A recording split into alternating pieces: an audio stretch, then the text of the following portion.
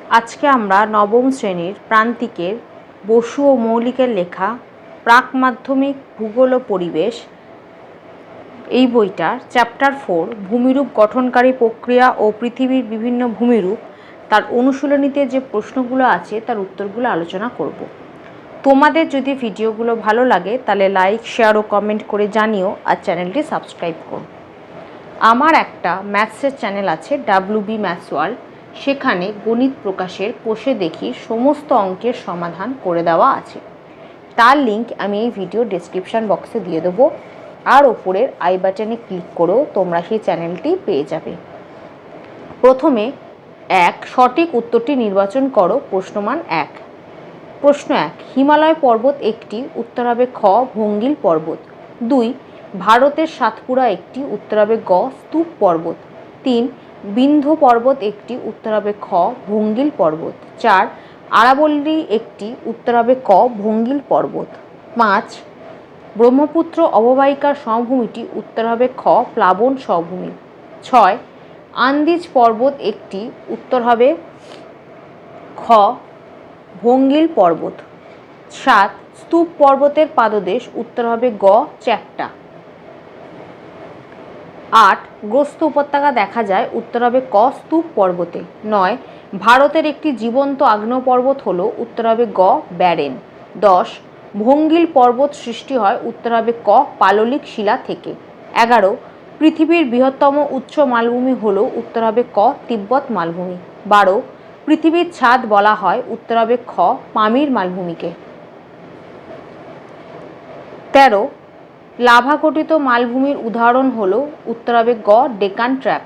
14, চীনের হোয়াংহো নদী অববাহিকার সমভূমিটি একটি, উত্তর হবে গ লোয়ের সমভূমি। 15, মাউন্ট ফুজিয়ামা আগ্নেয়গিরি একটি, উত্তর হবে খ সুপ্ত। 16, আল্পস একটি, উত্তর হবে ক ভঙ্গিল পর্বত। 17, হটস্পট গঠিত হয়, উত্তর হবে ক অভিসারী গতি সীমানাতে। 18, প্লায়া হ্রদকে কেন্দ্র করে কোন ধরনের সমভূমি গড়ে ওঠে, উত্তর হবে ঘ পেডিমেন্ট। 19, ভূমধ্যসাগরের আলোকস্তম্ভ বলা হয়, উত্তর হবে গ স্টমলিকে। 20, সমপ্রায় ভূমির অনুচ্চ টিলা হলো, উত্তর হবে ক মোনাটনক। 21, একটি পর্বতবেষ্টিত মালভূমি হলো, উত্তর হবে ক তিব্বত মালভূমি। 22, গুরুমণ্ডলের ওপরের অংশটিকে বলে, উত্তর হবে গ অ্যাসথেনোস্ফিয়ার। 23, ইউরোপীয় পাত ও আফ্রিকান পাতের মাঝে গড়ে উঠেছে, উত্তর হবে খ আল্পস। 24, আধুনিক পাত সংস্থান তথ্যের জনক হলেন, উত্তর হবে গ এক্সলে পিচো।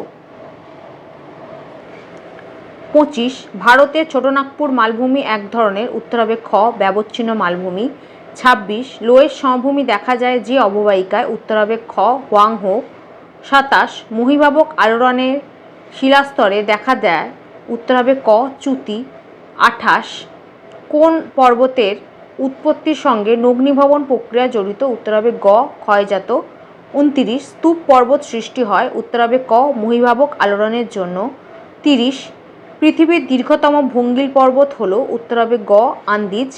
31, সমতল শীর্ষ বিশিষ্ট বৃহৎ মালভূমিকে বলে, উত্তর হবে ক মেসা। 32, ধ্বংসাত্মক পাতসীমানা হলো, উত্তর হবে ক অভিসারী পাত সীমান্ত। 33, হিমালয় পার্বত্য অঞ্চলে একসময় অবস্থান করত, উত্তর হবে ক টেথিস সাগর। 34, অন্তর্জাত প্রক্রিয়ার একটি উদাহরণ হলো, উত্তর হবে ঘ ভূমিকম্প। 35, সিঁড়ির মতো ধাপে ধাপে সৃষ্টি হয়, উত্তর হবে খ লাভা মালভূমি। তারপর 2, শুদ্ধ অথবা অশুদ্ধ নির্বাচন করো। প্রশ্নমান 1। প্রশ্ন 1, ভারতের ব্যারেন দ্বীপ একটি জীবন্ত আগ্নেয়গিরি, এটা শুদ্ধ। 2, পরেশনাথ একটি ক্ষয়জাত পর্বত, এটাও শুদ্ধ। 3, সাতপুরা একটি স্তূপ পর্বত, এটাও শুদ্ধ। 4, দাক্ষিণাত্যের মালভূমি একটি পর্বতবেষ্টিত মালভূমি, এটা অশুদ্ধ। 5, সাতপুরা ও বিন্ধ্য হলো ভারতের দুটি স্তূপ পর্বত, এটাও অশুদ্ধ। 6, দামোদর উপত্যকা হলো ভারতের একটি গ্রস্ত উপত্যকার উদাহরণ, এটা শুদ্ধ। 7, সমপ্রায় ভূমি হলো নদীর জলপ্রবাহের ক্ষয়কাজের একটি প্রকৃষ্ট উদাহরণ, এটা অশুদ্ধ। 8, আগ্নেয়গিরির অগ্ন্যুৎপাতের ফলে দাক্ষিণাত্য মালভূমির সৃষ্টি হয়েছে, এটা শুদ্ধ। 9 ভারতের নীলগিরি একটি স্তূপ পর্বতের উদাহরণ, এটা অশুদ্ধ। 10 সাধারণত স্তূপ পর্বতের পাশে গ্রস্ত উপত্যকা দেখা যায়, এটা শুদ্ধ। 12 হাওয়াই দ্বীপের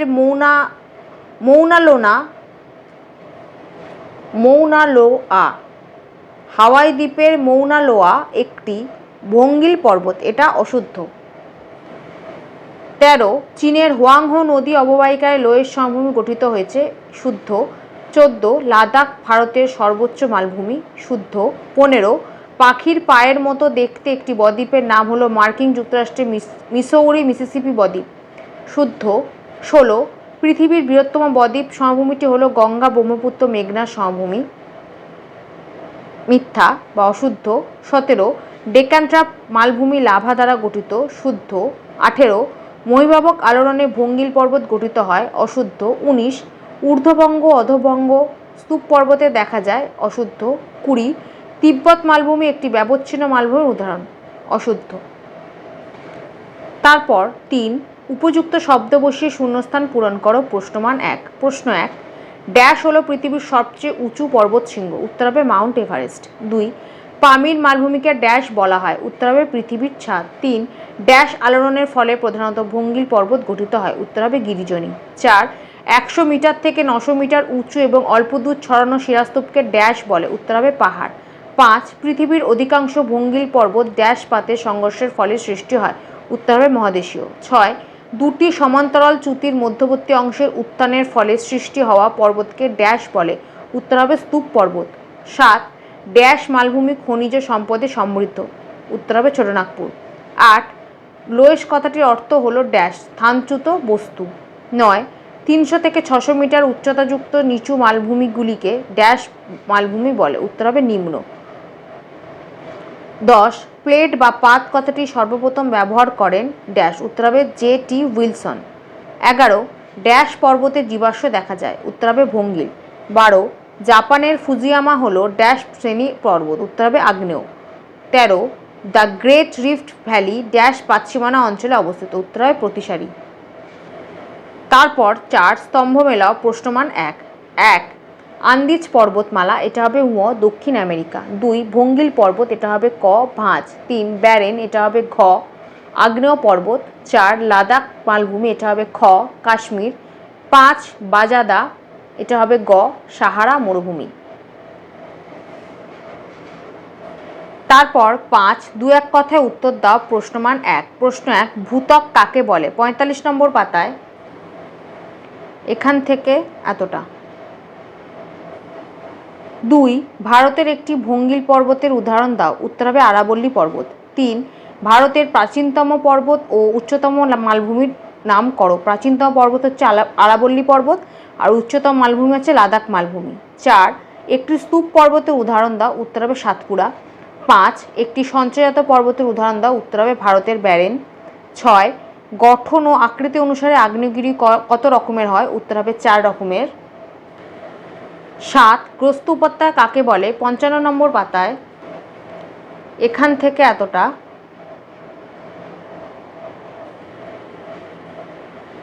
প্রশ্ন 8 লাভা মালভূমি বলতে কি বোঝো? 59 নম্বর পাতায় এখান থেকে এতটা। প্রশ্ন 9 ভারতের একটি লাভাগঠিত মালভূমি এবং একটি ব্যবচ্ছিন্ন মালভূমির নাম লেখো। লাভাগঠিত মালভূমি হচ্ছে দাক্ষিণাত্যের ডেকান ট্র্যাপ আর ব্যবচ্ছিন্ন মালভূমি হচ্ছে ছোটনাগপুর মালভূমি। প্রশ্ন 10 ডেকান ট্র্যাপ কাকে বলে? 67 নম্বর পাতায় ডেকান ট্র্যাপ এখান থেকে এতটা। প্রশ্ন 11 ভারতের একটি স্তূপ পর্বতের উদাহরণ দাও, উত্তর হবে সাতপুরা। প্রশ্ন 12 পৃথিবীর বৃহত্তম গ্রস্ত উপত্যকা কোনটি? উত্তর হবে দ্য গ্রেট রিফট ভ্যালি। প্রশ্ন 13 পশ্চিমঘাট পর্বত কী জাতীয় পর্বত? উত্তর হবে স্তূপ পর্বত। প্রশ্ন 14 পৃথিবীর বৃহত্তম বদ্বীপ সমভূমি কোনটি? 64 নম্বর পাতায় গঙ্গার মোহনায় অবস্থিত বদ্বীপটি হলো পৃথিবীর বৃহত্তম বদ্বীপ সমভূমি। এখান থেকে এতটা। প্রশ্ন 15 ভারতের একটি সবিরাম আগ্নেয়গিরির নাম লেখো, উত্তর হবে ব্যারেন। প্রশ্ন 16 পৃথিবীর উচ্চতম আগ্নেয়গিরির নাম লেখো, উত্তর হবে ওজোস দেল সালাডো। প্রশ্ন 17, ভারতের একমাত্র পর্বতবেষ্টিত মালভূমির নাম কি? উত্তর হবে তিব্বত মালভূমি। তারপর 6, নিচের প্রশ্নগুলির সংক্ষিপ্ত উত্তর দাও। প্রশ্নমান 2। প্রশ্ন 1, পৃথিবীর ভূমিরূপের সংজ্ঞা ও শ্রেণীবিভাগ করো। 45 নম্বর পাতায় এখান থেকে এতটা।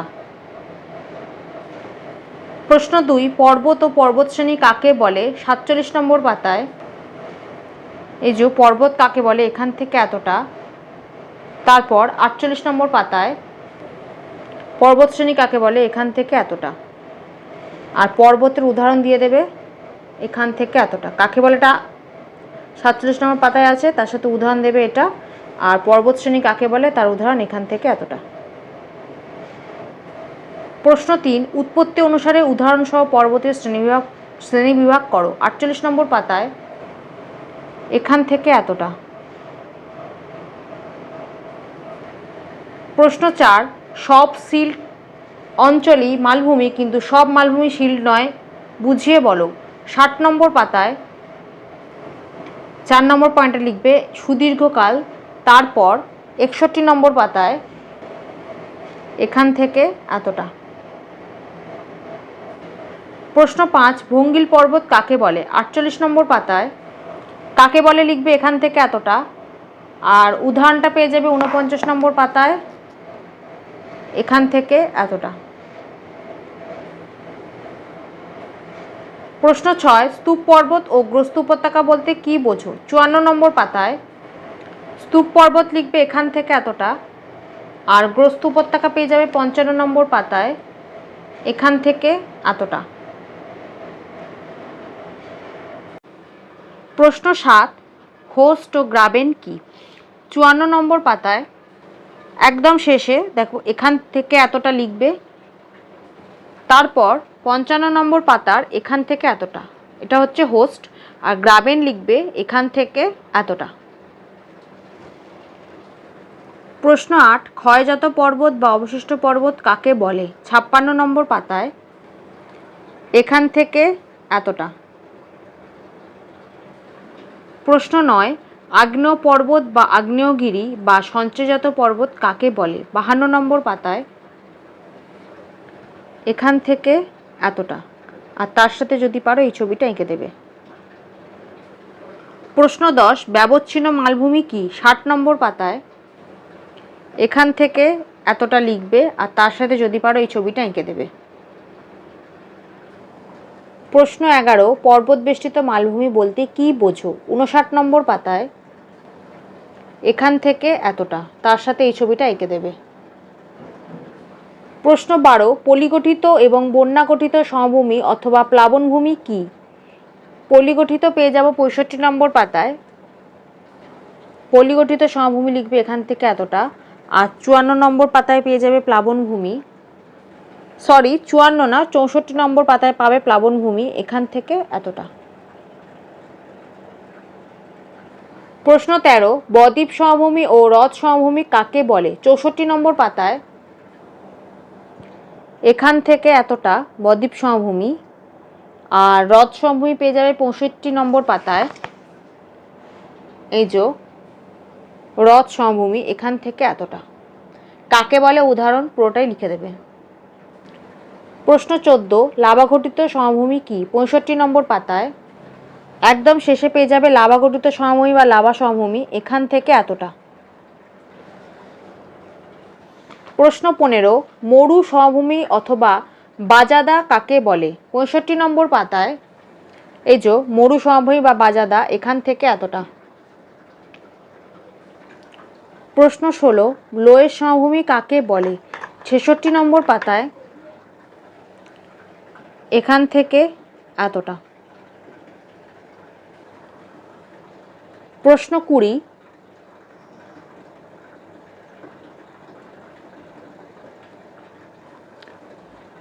প্রশ্ন 17, সমপ্রায় ভূমি কি? 62 নম্বর পাতায় একদম শেষে আছে সমপ্রায় ভূমি বা পেনি প্লেন, এখান থেকে এতটা। তারপর 63 নম্বর পাতার এখান থেকে এতটা। প্রশ্ন 18, ব্যবচ্ছিন্ন মালভূমি গঠিত হওয়ার দুটি শর্ত লেখো। 60 নম্বর পাতায় এই যে ব্যবচ্ছিন্ন মালভূমির গঠন ও বৈশিষ্ট্য, এখানে 5টা বৈশিষ্ট্য দেওয়া আছে, এর মধ্যে থেকে যে কোনো দুটো লিখে দেবে। প্রশ্ন 19, লোয়ের সমভূমি কাকে বলে? এটা আমি আগেই দেখিয়েছি, 16 নম্বরের প্রশ্নটার উত্তর। 16 নম্বর আর 19 নম্বর প্রশ্নটা একই, তো 16 নম্বর প্রশ্নের যে উত্তরটা বলেছি সেটাই 19 নম্বর প্রশ্নে লিখে দেবে। প্রশ্ন 20, পিডমন্ট মালভূমি কি? উত্তর, পিডমন্ট এমন একটি মালভূমি যা পাহাড়ের পাদদেশে অবস্থিত এবং অন্য পাশে সমতল বা সমুদ্র দ্বারা আবদ্ধ থাকে, তাকে বলা হয় পিডমন্ট মালভূমি। পাইডমন্ট শব্দের অর্থ পাহাড়ের পাদদেশ। যে এলাকাগুলো একসময় পাহাড়ের সমান উঁচু, এখন তা বিভিন্ন ক্ষয়ক্ষতির কারণে পাহাড়ের পাদদেশে নেমে এসেছে।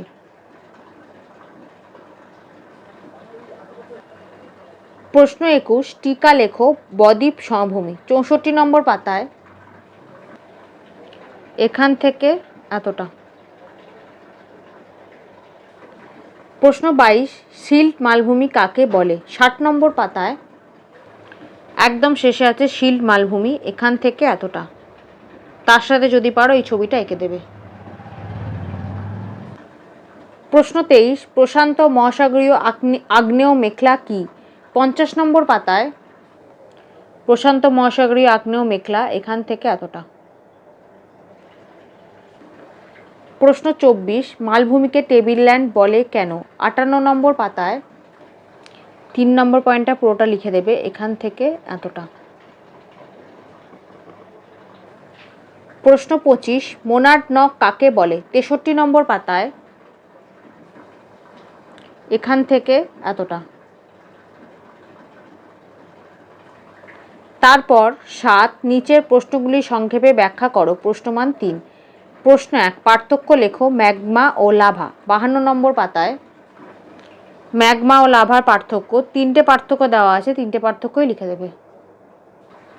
প্রশ্ন 2, পার্থক্য লেখো স্তূপ পর্বত ও গ্রস্ত উপত্যকা। 55 নম্বর পাতায় একদম শেষে আছে দেখো স্তূপ পর্বত আর গ্রস্ত উপত্যকা, এখানে একটা পয়েন্ট আছে। তারপর 56 নম্বর পাতায় আরও 3টে পার্থক্য দেওয়া আছে, টোটাল 4টে পার্থক্য লিখে দেবে।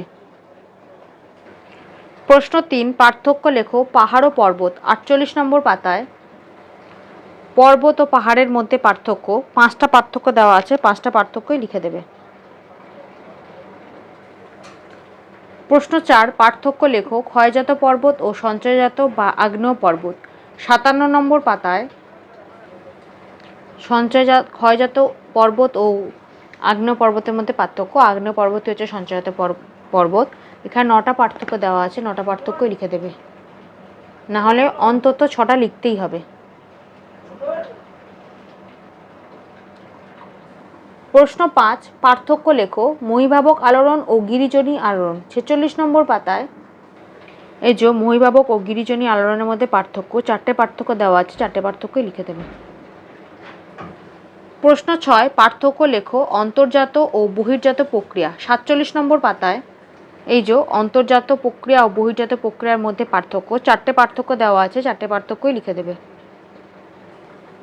প্রশ্ন 7, পার্থক্য লেখো পেনিপ্লেন ও পেডিপ্লেন। 63 নম্বর পাতায় এই যে পেনিপ্লেন আর পেডিপ্লেনের মধ্যে পার্থক্য, 3টে পার্থক্য দেওয়া আছে, 3টে পার্থক্যই লিখে দেবে। প্রশ্ন 7, পার্থক্য লেখো প্রশ্ন 8, পর্বত বেষ্টিত মালভূমি ও ব্যবচ্ছিন্ন মালভূমির তুলনা করো।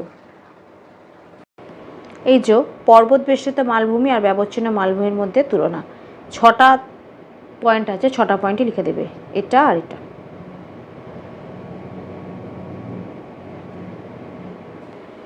প্রশ্ন 9, ভঙ্গিল পর্বতের বৈশিষ্ট্য কি কি? 51 নম্বর পাতায় ভঙ্গিল পর্বতের বৈশিষ্ট্য 8খানা পয়েন্ট দেওয়া আছে, এখান থেকে এতটা। প্রশ্ন 10, উদাহরণ সহ স্তূপ পর্বতের বৈশিষ্ট্য আলোচনা করো। 54 নম্বর পাতায় স্তূপ পর্বতের উদাহরণ, এখান থেকে এতটা। আর বৈশিষ্ট্য পেয়ে যাবে 55 নম্বর পাতায় স্তূপ পর্বতের বৈশিষ্ট্য, এখান থেকে এতটা। প্রশ্ন 11, অবশিষ্ট পর্বত কিভাবে সৃষ্টি হয়? 56 নম্বর পাতায় এই যে অবশিষ্ট পর্বতের সৃষ্টি এখান থেকে এতটা, আর তার সাথে এই দুটো ছবি এঁকে দেবে। ক্ষয়জাত আর অবশিষ্ট পর্বত একই, উৎপত্তিটাই মানে হচ্ছে সৃষ্টি, এখান থেকে এতটা লিখবে, তার সাথে এই দুটো ছবি এঁকে দেবে।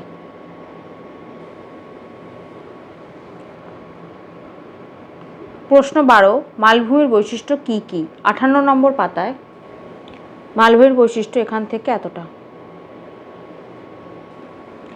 প্রশ্ন 13, মানব জীবনে মালভূমির দুটি উল্লেখযোগ্য প্রভাব আলোচনা করো। 61 নম্বর পাতায় এই যে মালভূমির গুরুত্ব মানব জীবনে প্রভাব, তো এখানে মানব জীবনে প্রভাব চেয়েছে, যে কোনো দুটো, 4টে পয়েন্ট দেওয়া আছে, যে কোনো দুটো এখান থেকে লিখে দেবে। প্রশ্ন 14, অগ্ন্যুৎপাতের বৈশিষ্ট্য অনুসারে আগ্নেয় পর্বতের শ্রেণীবিভাগ করো। 53 নম্বর পাতায় এই যে অগ্ন্যুৎপাতের বৈশিষ্ট্য অনুসারে আগ্নেয় পর্বতের শ্রেণীবিভাগ এখান থেকে এতটা। প্রশ্ন 15, পর্বত বেষ্টিত মালভূমি কিভাবে সৃষ্টি হয়? 59 নম্বর পাতায় পর্বত বেষ্টিত মালভূমির এখান থেকে এতটা, উদাহরণগুলো দিয়ে দেবে, এখান থেকে এতটা।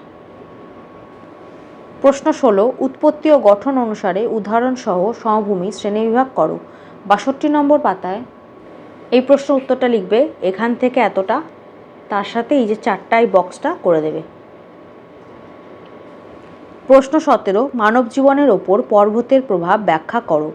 56 নম্বর পাতায় এই যে মানব জীবনে পর্বতের প্রভাব এখান থেকে এতটা লিখবে, তারপর 57 নম্বর পাতায় এখান থেকে এতটা। প্রশ্ন 18, তির্যক মালভূমি কাকে বলে? উদাহরণ দাও। উত্তর, ভূ আলোড়নের ফলে অনেক সময় বিশাল ভূখণ্ডের এক পার্শ্ব কাত হয়ে অবস্থান করে, এর ফলে যে মালভূমির সৃষ্টি হয় তাকে তির্যক মালভূমি বলে। তির্যক মালভূমির এক পার্শ্ব হেলে থাকে, অপর পার্শ্ব বেশ উঁচু ও খাড়া ঢাল বিশিষ্ট হয়। উদাহরণ, পূর্ব আফ্রিকার সোমালিয়া মালভূমি, ভারতের মেঘালয় মালভূমি, ব্রাজিল মালভূমি। প্রশ্ন 19, বিভিন্ন প্রকার সমভূমির বৈশিষ্ট্য কী? 61 নম্বর পাতায় সমভূমির বৈশিষ্ট্য এখান থেকে এতটা, 6টা পয়েন্ট দেওয়া আছে, 6টা পয়েন্টই লিখে দেবে। প্রশ্ন 20, উদাহরণ সহ উপকূলীয় সমভূমির শ্রেণীবিভাগ করো।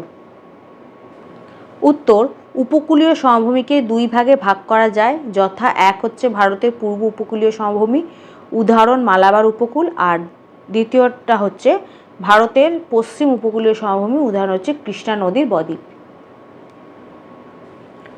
প্রশ্ন 21, অগ্ন্যুৎপাতের ব্যবধান অনুসারে আগ্নেয়গিরির শ্রেণীবিভাগ করো। এই যে অগ্ন্যুৎপাতের সময়ের ব্যবধান অনুসারে বিভিন্ন ধরনের আগ্নেয়গিরি এখান থেকে এতটা, 3 ভাগে ভাগ করা যায়, সক্রিয় জীবন্ত আগ্নেয়গিরি, সুপ্ত আগ্নেয়গিরি, মৃত আগ্নেয়গিরি, এখান থেকে এতটা। তারপর 8, নিচে রচনাধর্মী প্রশ্নগুলির উত্তর দাও। প্রশ্নমান 5। প্রশ্ন 1, পাত সঞ্চালন ভঙ্গিল পর্বতের উৎপত্তির প্রধান কারণ ব্যাখ্যা করো। 50 নম্বর পাতায় প্রথমে এই ছবিটা আঁকবে, তারপর এখান থেকে এতটা লিখবে, তারপর 51 নম্বর পাতায় এখান থেকে এতটা। প্রশ্ন 2, হিমালয় পার্বত্য অঞ্চল অত্যন্ত ভূমিকম্প প্রবণ কেন? 51 নম্বর পাতায় এখান থেকে এতটা। প্রশ্ন 3, স্তূপ পর্বতের উৎপত্তির কারণ চিত্রসহ বিবৃত করো। 54 নম্বর পাতায় প্রথমে এই ছবিটা আঁকবে, স্তূপ পর্বত অগ্রস্তূপ উপত্যকার, তারপর উৎপত্তিটা লিখবে এখান থেকে এতটা, তারপর 55 নম্বর পাতায় এখান থেকে এতটা, আর তার সাথে এই দুটো ছবি এঁকে দেবে। প্রশ্ন 4, উদাহরণ সহ আগ্নেয় পর্বতের উৎপত্তি বর্ণনা করো। 52 নম্বর পাতায় আগ্নেয় পর্বতের উদাহরণ পাবে, এই যে উদাহরণ এখান থেকে এতটা লিখবে, উদাহরণ আগ্নেয় পর্বতের, আর উৎপত্তিটা লিখবে ওই পাতারই এখান থেকে এতটা, তারপর ৫৩ নম্বর পাতায় এখান থেকে এতটা, আর তার সাথে এই ছবিটা এঁকে দেবে। প্রশ্ন ৫, চিত্র ও উদাহরণ সহযোগে যে কোনো একটি পর্বতের সৃষ্টির কারণ বর্ণনা করো। ৫৬ নম্বর পাতায় তা এখানে বলেছে যে কোনো একটি পর্বতের সৃষ্টির কারণটাই হচ্ছে উৎপত্তি। তা এখানে 4খানা পর্বত আছে, ভঙ্গিল পর্বত, স্তূপ পর্বত, আগ্নেয় পর্বত, আর একটা হচ্ছে অবশিষ্ট পর্বত। তো আমি অবশিষ্ট পর্বতটাই দেখাচ্ছি, যে অবশিষ্ট পর্বতের উৎপত্তিটা লিখতে হবে, এখান থেকে এতটা লিখতে হবে উৎপত্তি, আর তার সাথে এই দুটো ছবি এঁকে দেবে। এই দুটো ছবি আঁকবে, এখান থেকে এতটা লিখবে। এছাড়াও তোমাদের যদি অন্য কোনো পর্বতের উৎপত্তি লেখো সেটাও লিখতে পারো, তার সাথে ছবিগুলো এঁকে দেবে। স্তূপ পর্বত ইচ্ছা করলে স্তূপ পর্বত লিখবে, আগ্নেয়গিরি যদি মনে হয় তাহলে আগ্নেয়গিরি লিখতে পারো, অথবা ভঙ্গিল যদি মনে হয় ভঙ্গিল। আমি ক্ষয়জাতটা বা অবশিষ্ট পর্বতটাই দেখালাম, এখান থেকে এতটা, এই ছবি দুটো এঁকে দেবে। প্রশ্ন ৬, মালভূমি সৃষ্টির কারণগুলি সংক্ষেপে বর্ণনা করো। ৫৭ নম্বর পাতায় মালভূমি সৃষ্টির কারণ, এখান থেকে এতটা লিখবে। তারপর ৫৮ নম্বর পাতায় এখান থেকে এতটা। প্রশ্ন ৭, যে কোনো 3 ধরনের মালভূমির উৎপত্তি চিত্রসহ ব্যাখ্যা করো। ৫৯ নম্বর পাতায় প্রথমে লিখবে পর্বত বেষ্টিত মালভূমি, এখান থেকে এতটা, তার সাথে এই ছবিটা এঁকে দেবে। তারপর লাভা মালভূমি লিখবে, এখান থেকে এতটা, তার সাথে এই নিচের ছবি দুটো এঁকে দেবে। ব্যবচ্ছিন্ন মালভূমি, এটাও লিখবে এখান থেকে এতটা। ৩ নম্বর আরেকটা মালভূমি ব্যবচ্ছিন্ন মালভূমি, সেটা লিখবে এখান থেকে এতটা, আর তার সাথে এই ছবিটা এঁকে দেবে। প্রশ্ন ৮, দুটি উল্লেখযোগ্য মালভূমি বিবর্তন আলোচনা করো। উত্তর, দুটো মালভূমি বিবর্তন চেয়েছে। প্রথমে আমরা লিখছি ছোটনাগপুর মালভূমি বিবর্তন, যেটা ছিল ব্যবচ্ছিন্ন মালভূমি বা এখনও ব্যবচ্ছিন্ন মালভূমি। প্রথমে ১ নম্বর, আজ যেখানে হিমালয় পর্বত দাঁড়িয়ে আছে, বহু কোটি বছর আগে সেখানে টেথিস সাগর নামে একটি অগভীর সমুদ্রের দক্ষিণে আগ্নেয় শিলায় গড়া গন্ডোয়ানা ল্যান্ড নামে বহু প্রাচীন একটি বিস্তীর্ণ স্থলভাগ ছিল। ২ নম্বর, ভূত্বকে পাত সঞ্চালনের প্রভাবে প্রবল ভূমিকম্পের ফলে সুবিস্তীর্ণ গন্ডোয়ানা ভূখণ্ডটি বিভিন্ন ভাগে বিভক্ত ও পরস্পর বিচ্ছিন্ন হয়ে দক্ষিণ ভারত, আরব প্রভৃতি স্থানে মহাদেশীয় মালভূমিতে পরিণত হয়। ছোটনাগপুরের মালভূমিটি হল পৃথিবীর প্রাচীনতম ভূখণ্ড গন্ডোয়ানা ল্যান্ডের অংশবিশেষ, যা অতি প্রাচীন, প্রায় ১০০ কোটি বছর আগের প্রিক্যাম্ব্রিয়ান যুগের আগ্নেয়, যেটা হচ্ছে গ্রানাইট, এবং রূপান্তরিত, যেটা হচ্ছে নাইস শিলায় গড়া। ৩ নম্বর, পরবর্তীকালে সূর্যকিরণ, বৃষ্টিপাত, বায়ুপ্রবাহ প্রভৃতি প্রাকৃতিক শক্তির দ্বারা ক্রমাগত ক্ষয়প্রাপ্ত হয়ে গেলে বিভিন্ন নদ নদী ও তাদের শাখা প্রশাখা সুপ্রাচীন এই মালভূমি অঞ্চলটিকে বিচ্ছিন্ন করে ব্যবচ্ছিন্ন মালভূমিতে পরিণত করে।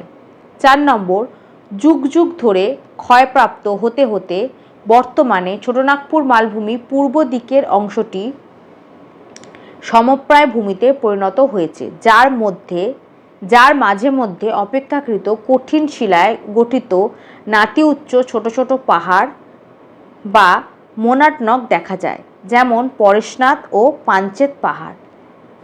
তা একটা মালভূমি বিবর্তন বলে দিলাম, যেটা হচ্ছে ব্যবচ্ছিন্ন মালভূমি।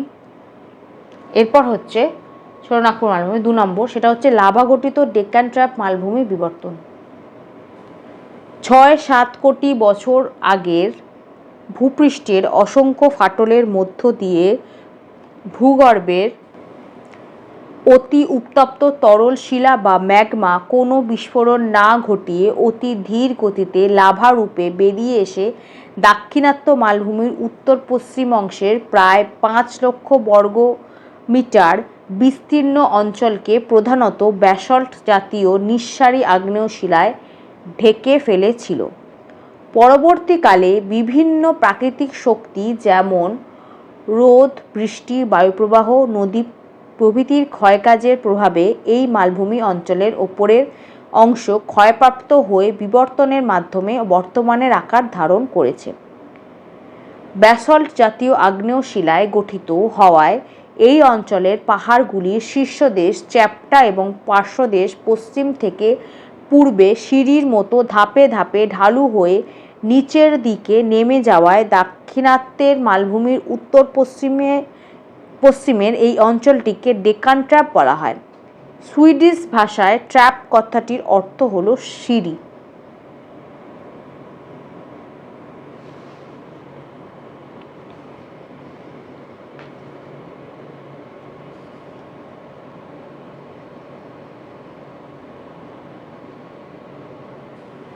প্রশ্ন 9, উৎপত্তি অনুসারে মালভূমির শ্রেণীবিভাগ করো এবং যে কোনো দু প্রকার মালভূমির বিবরণ দাও। 58 নম্বর পাতায় এখান থেকে এতটা লিখবে আর এই বক্সটা করে দেবে।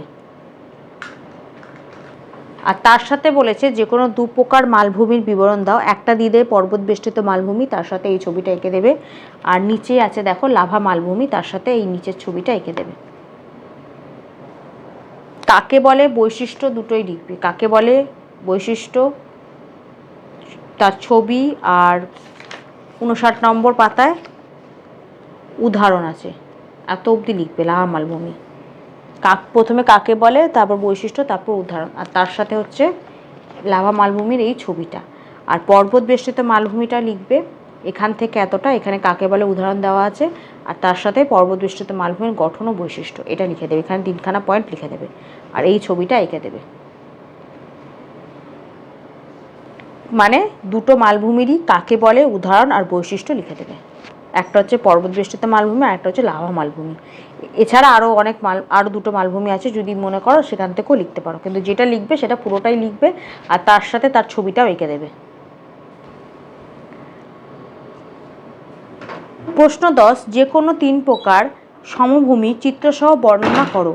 63 নম্বর পাতায় একটা লিখবে পাদদেশীয় সমভূমি বা পেডিমেন্ট বা পেডিপ্লেন, এখান থেকে এতটা লিখবে, তার সাথে এই ছবিটা এঁকে দেবে। তারপর আরেকটা লিখবে শ্রীপাত্রের নিচে আছে তরঙ্গ কর্তৃক সমভূমি, এখান থেকে এতটা লিখবে, তার সাথে এই ছবিটা এঁকে দেবে। আর 64 নম্বর পাতায় আরেকটা লিখবে প্লাবন ভূমি, এখান থেকে এতটা, তার সাথে এই ছবিটা এঁকে দেবে। এই 3টে সমভূমি লিখবে আর 3টেই ছবি এঁকে দেবে। প্রশ্ন 11, পাঁচ সংস্থান তথ্যের সাহায্যে হিমালয়ের উৎপত্তি ব্যাখ্যা করো। এই যে 5 সংস্থান তথ্যের মাধ্যমে ভঙ্গিল পর্বতের উৎপত্তি, এটা লিখবে এখান থেকে এতটা এতটা।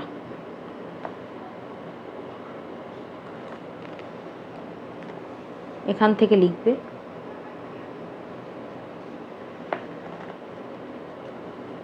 এতটা অবধি।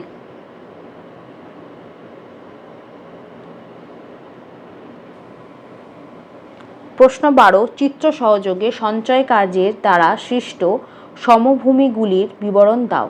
64 নম্বর পাতায় সঞ্চয়জাত সমভূমি এখান থেকে শুরু হচ্ছে, এই যে সঞ্চয়জাত সমভূমি, তা সেটা লিখবে এখান থেকে এতটা। তারপর 65 নম্বর পাতার এখান থেকে এতটা, পুরো পাতাটাই লিখে দেবে, শুধু পার্থক্যটা লিখবে না, পার্থক্যটা বাদে পুরো পাতাটাই লিখে দেবে। আর 66 নম্বর পাতার এখান থেকে এতটা, এখানে উত্তরটা শেষ হবে। প্রশ্ন 13, গ্রস্ত উপত্যকার উৎপত্তি ও বৈশিষ্ট্য চিত্রসহ ব্যাখ্যা করো। 54 নম্বর পাতায় স্তূপ পর্বতের উৎপত্তিটা লিখতে হবে এখান থেকে এতটা। তারপর 55 নম্বর পাতায় এখান থেকে এতটা, আর তার সাথে এই ছবিটা এঁকে দেবে।